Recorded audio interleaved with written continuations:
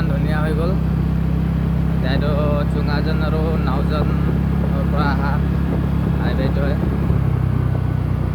তো এতিয়া মই গৈ আছোঁ উৰামঘাটলৈ।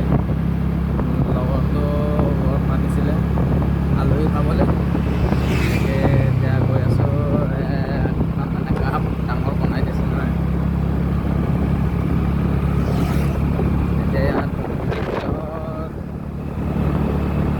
বৰ সময় লাগিছে, 2-3 বছৰমান 2 বছৰমান লাগি গ'ল এইটো ৰাস্তা বনাওঁতে। আগতে সৰু আছিলে, ছিংগল ৰোড আছিল।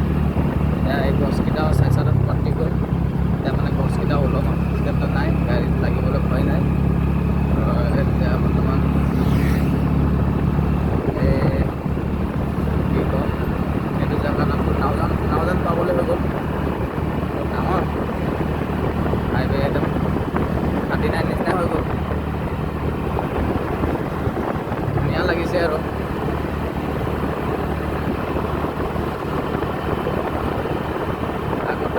এইফালেও বেয়া হৈ আছে, এতিয়া নাওঘাট ফালে বেয়া হৈ আছে, কিন্তু আধালৈকে মোটামুটি বনি গ'ল আৰু।